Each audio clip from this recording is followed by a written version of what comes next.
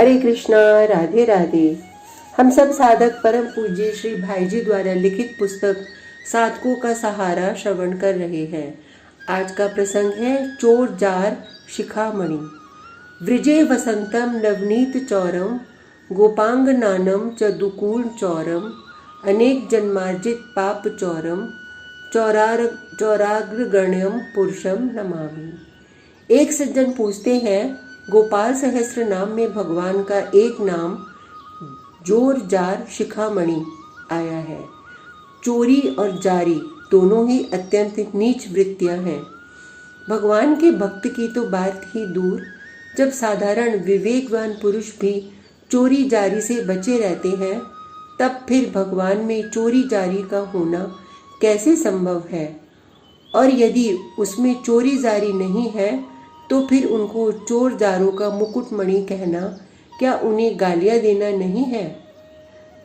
यह बात सर्वथा सत्य है कि चोरी और जारी बहुत ही नीच वृत्तियां हैं, और ऐसी वृत्तियां जिन लोगों में है वे कदापि विवेकवान और सदाचारी नहीं हैं।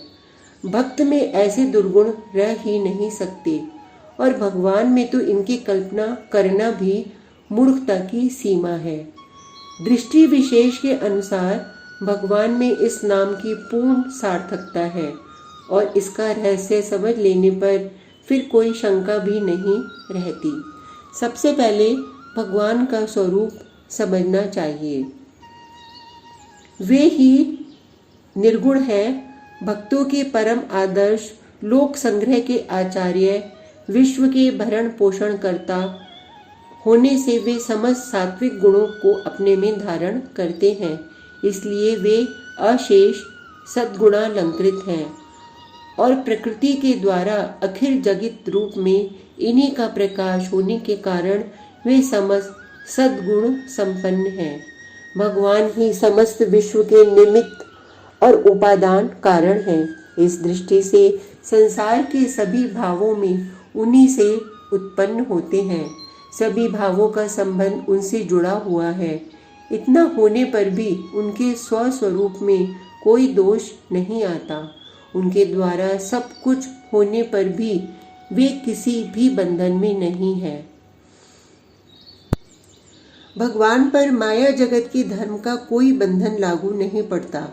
वे सर्वतंत्र स्वतंत्र हैं। वे जो कुछ करते हैं वही उनका धर्म है, और वे जो कुछ कहते हैं वही शास्त्र है।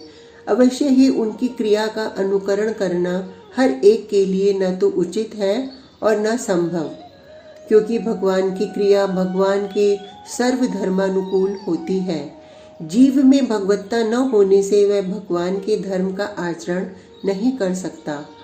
भगवान श्री कृष्ण आग पी गए, वे वरुण लोक से नंद को ले आए, यमराज के यहाँ से गुरुपुत्र को लौटा लाए।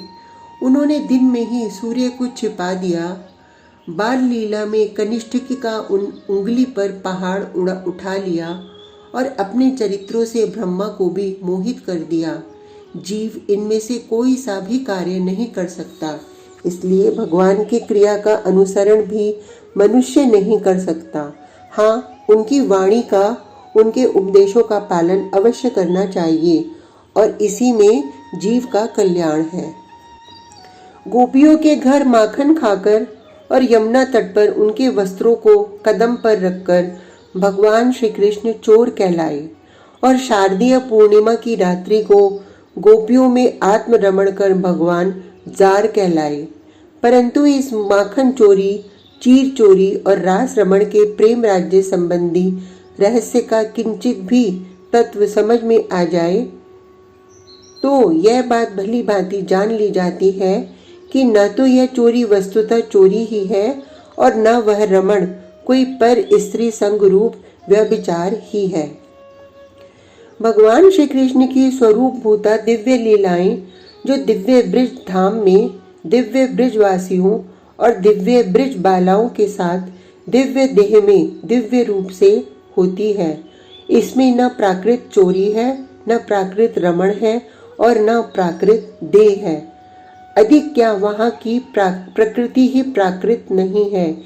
इसीलिए यह रहस्य हमारी प्राकृत बुद्धि के ध्यान में नहीं आता।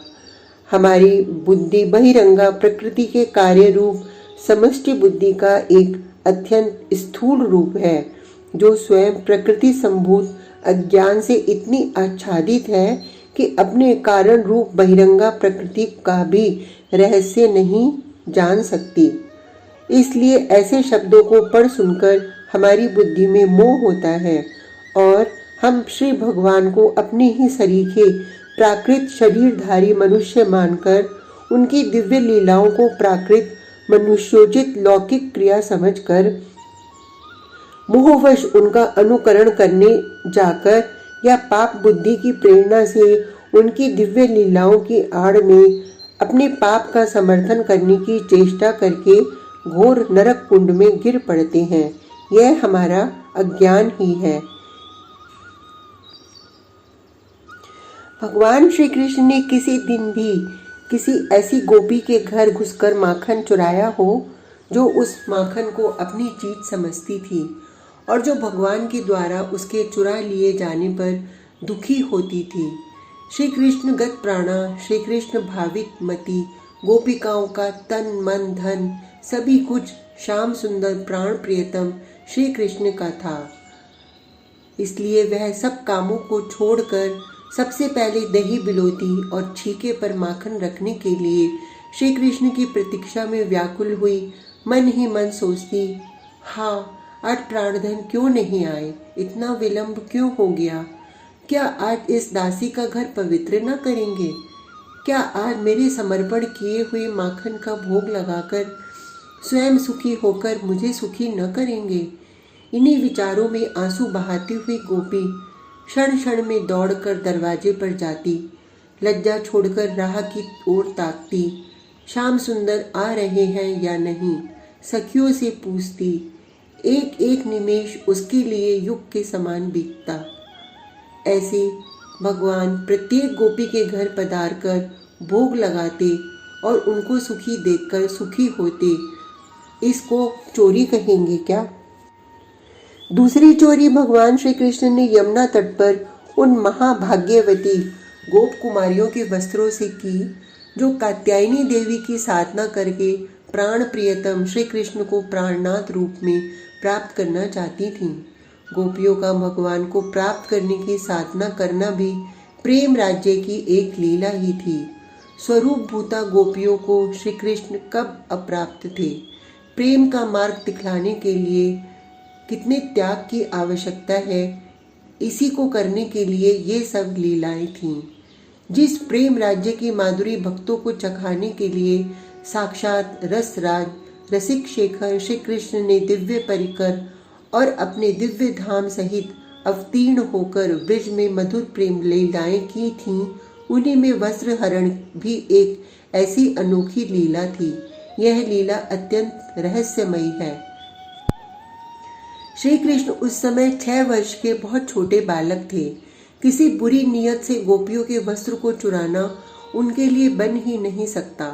अथवा श्री कृष्ण ने नदी में नंगा होकर नहाने की कुप्रथा को दूर करने के लिए ऐसा किया था और इसीलिए उनसे कहा भी कि वस्त्रहीन होकर नहाने में वरुण देवता का अपमान होता है, ऐसा नहीं करना चाहिए। परंतु प्रेम मार्ग के साधक भक्तों के लिए यही बात नहीं है। उनके लिए तो भगवान सर्व त्याग का सारे आवरणों को हटाकर अपने सामने आने का पाठ सिखाने के लिए ही यह लीला करते हैं। इस वस्त्र हरण की लीला में भक्त के बाह्य अभ्यंतर सभी प्रकार के आवरण नष्ट हो जाने का तत्व निहित है। सभी कुछ उस अनुपम रूप सरिता की प्रखर धारा में बह जाते हैं, जैसे देह गे लज्जा संकोच मान अपमान इत्यादि। गोपिकाओं की और भगवान की ये लीलाएं तो प्रेम मार्गीय भक्तों के लिए आदर्श मार्गदर्शिका के रूप में हुई हैं। जिस प्रेम के प्राकट्य में तन मन की कुछ भी सुधि नहीं रहनी चाहिए, जिस प्रेम के दिव्य देश में प्रेमास्पद के सामने उसकी प्राप्ति में व्यवधान रूप या प्रेम में कलंक रूप कोई भी आवरण नहीं रहना चाहिए, उस प्रेम में गोपिकाओं को आवरण रहित बनाने की चेष्टा में भगवान का वस्त्र हरण लीला करना कैसे दूषित हो सकता है। मोहग्रस्त जीव अज्ञानवश अंतर्यामी को न पहचान कर ही उनसे छिपने छिपाने की व्यर्थ चेष्टा किया करता है, परंतु भक्त अपने आप को उन्हीं की चीज मानकर उनके सामने खोल देता है। और जहाँ भक्त होकर भी कोई इस आपे को खोलने में उसे किसी कारण से संकोच होता है, वहाँ भक्त वत्सल भगवान स्वयं उसको निरावरण कर अपने और उसके बीच के व्यवधान को पूर्णतया दूर करके दृढ़ आलिंगन के साथ उसे अपने आनंदमय रस सिंधु में डुबोकर रसमय बनाने के उद्देश्य से जबरदस्ती करके उसका आवरण को हर लेते हैं। यही वस्त्र हरण लीला का स्थूल। भगवान तो इतना ही नहीं करते, वे सबसे पहले तो भक्त के मन को चुरा लेने का प्रयत्न करते हैं, और जो भक्त भगवान को अपना मन देना चाहता है, अंत में उस मन को वे ही चुरा लेते हैं। जिसका मन चोरी गया वह फिर उस मन चोर से अलग कैसे हो सकता है। इसलिए गोपियों की लीला में गोपियों का श्री कृष्ण में निरंतर निवास दिखलाया जाता है। आज का प्रसंग इतना ही। कल तक के लिए हरे कृष्णा, राधे राधे।